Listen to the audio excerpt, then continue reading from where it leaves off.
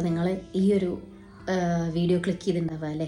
നമുക്കെല്ലാവർക്കും ജീവിതത്തിൽ എന്തെങ്കിലുമൊക്കെ ആഗ്രഹങ്ങളും, അത് ചെറുതായിരിക്കാം വലുതായിരിക്കാം, അത്തരം കാര്യങ്ങളിൽ എന്തെങ്കിലുമൊക്കെ ഒന്ന് ആവണമെന്ന് വിചാരിച്ചിട്ടാണല്ലോ അല്ലേ എല്ലാവരും ജീവിക്കുന്നത്. ചിലപ്പോൾ ചെറിയ ചെറിയ കുഞ്ഞാഗ്രഹങ്ങളായിരിക്കും, പക്ഷേ അത് അവർക്ക് പ്രിയപ്പെട്ടത് തന്നെയാണ്. അതുപോലെ വലിയ വലിയ ആഗ്രഹങ്ങളുണ്ടാവും. ഞാൻ ആദ്യം ഒരു കഥ പറയാം.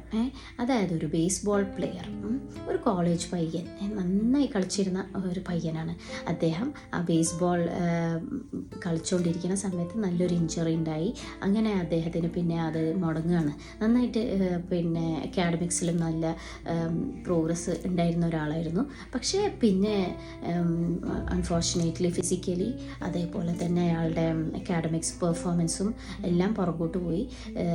അപ്പോൾ ഭയങ്കര സങ്കടമായി അല്ലേ.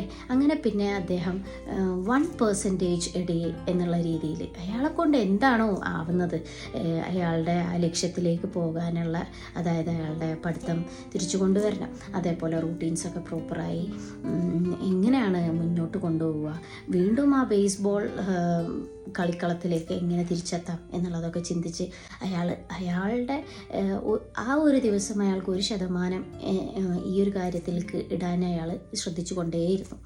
അങ്ങനെ വഴിയെ അയാൾ പിന്നീട് ESPNൻ്റെ ബേസ്ബോൾ ചാമ്പ്യൻഷിപ്പും, അതായത് ഈ ഒരു ഫിസിക്കൽ ഇഞ്ചുറിയൊക്കെ മറികടന്ന് നല്ല അവാർഡ്സും കാര്യങ്ങളും, അതേപോലെ അക്കാഡമിക്സിലും നല്ല മാർക്സോട് കൂടിയിട്ട് അയാൾക്ക് മുന്നോട്ട് പോകാൻ കഴിഞ്ഞു. ഇത് മറ്റാരുമല്ല, നമ്മൾ ഇപ്പോൾ ഈ സെൽഫ് ഇംപ്രൂവ്മെൻറ്റ് അല്ലെങ്കിൽ എന്താ പറയുക, ഒരു എന്തെങ്കിലും ഒരു നമുക്ക് ആവണമെന്ന്, അല്ലെങ്കിൽ ഒരു ഹാബിറ്റ് ഫോർമേഷൻ, അല്ലെങ്കിൽ എങ്ങനെയാണ് ജീവിതത്തിൽ പുരോഗമനം ഉണ്ടാവുക, ഗ്രോത്ത് ഉണ്ടാവുക, സക്സസ് ഉണ്ടാവുക എന്നൊക്കെ ചിന്തിക്കുന്ന ആൾക്കാർ എപ്പോഴും കേട്ടുകൊണ്ടിരിക്കുന്ന ഒരു പേരാണ് ജെയിംസ് ക്ലിയർ. അദ്ദേഹത്തിൻ്റെ ആറ്റോമിക് ഹാബിറ്റ്സ് നമുക്ക് വളരെ പരിചയമുള്ള ഒരു പുസ്തകമാണ്. ബെസ്റ്റ് സെല്ലിങ്, ഇന്നും മാർക്കറ്റിൽ ബെസ്റ്റ് സെല്ലറായിട്ടുള്ള ഒരു പുസ്തകമാണ്. അതെഴുതിയ ആൾ തന്നെയാണ്. അയാളുടെ ഒരു സ്റ്റോറി തന്നെയാണിത്. അപ്പോൾ അദ്ദേഹം ചെയ്തത് എന്താണെന്ന് വെച്ചിട്ടുണ്ടെങ്കിൽ, അയാൾ കൺസിസ്റ്റൻ്റ് ആയിട്ട് 1%, എത്ര ചെറുതാണോ വലുതാണോ എന്നുള്ള, അയാൾ 1% ഇട്ടിട്ടുള്ളത്. അപ്പോൾ അത് കൺസിസ്റ്റൻ്റ് ആയിട്ട് ഡെയിലി അയാൾ ചെയ്തു എന്നുള്ളതാണ് അയാൾ ചെയ്ത ഏറ്റവും വലിയൊരു കാര്യം. അപ്പോൾ അതുപോലെ നിങ്ങൾക്ക് അങ്ങനെ ഒരു ആഗ്രഹം ഉണ്ടെന്നുണ്ടെങ്കിൽ നിങ്ങളും അതേപോലെ ഡെയിലി അത് ചെയ്തുകൊണ്ടിരിക്കുക എന്നുള്ളതാണ്.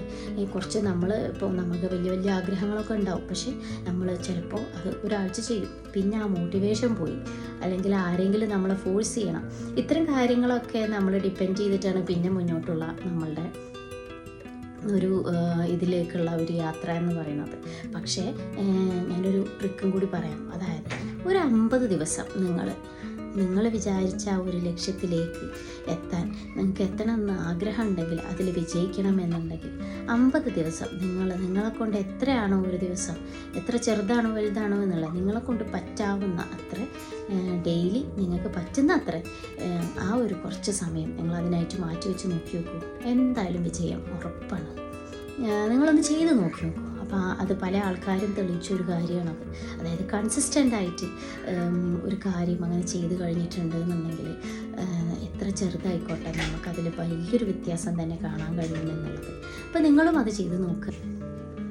ഇനി ഒരു കോഴ്സ് ഡീറ്റെയിൽസിനെ കുറിച്ചാണ് പറയുന്നത്. ഇൻട്രസ്റ്റ് ഉള്ളവർക്കൊക്കെ അതിൽ ജോയിൻ ചെയ്യാവുന്നതാണ്. അത് നമ്മുടെ ജീവിതത്തിൻ്റെ വ്യത്യസ്ത തലങ്ങളെ കണക്ട് ചെയ്തിട്ടുള്ള ഒരു 10 days ഓൺലൈൻ വർക്ക്ഷോപ്പാണ്. അപ്പോൾ ആ സെഷൻസൊക്കെ കംപ്ലീറ്റ്ലി ഓൺലൈൻ ആയിരിക്കും. അതുപോലെ ഈ മന്ത് എൻഡിലാണ് അത് തുടങ്ങുന്നത്. അപ്പോൾ നിങ്ങൾക്ക് ഇപ്പോൾ ജീവിതത്തിൽ എന്തെങ്കിലുമൊക്കെ ഒന്ന് ആവണം, അല്ലെങ്കിൽ ഒരു മാറ്റം വേണം, ഒരു കൺഫ്യൂസ്ഡ് സ്റ്റേറ്റിൽ ഇരിക്കുകയാണ് എന്നൊക്കെ ചിന്തിക്കുന്ന ഒരാളാണ് നിങ്ങളെന്നുണ്ടെങ്കിൽ, ഒരു ക്ലാരിറ്റി ഒക്കെ കിട്ടാനായിട്ട് നിങ്ങൾക്ക് വളരെ ചെറിയൊരു ഫീസിലുള്ള ഒരു കോഴ്സാണിത്. 10 ദിവസത്തെ നിങ്ങൾക്ക് ജോയിൻ ചെയ്യാവുന്നതാണ്. ഒരു വാട്സപ്പ് ഗ്രൂപ്പ് ഉണ്ട്, ഞാനതിൽ ഡിസ്ക്രിപ്ഷനിൽ കൊടുക്കാം.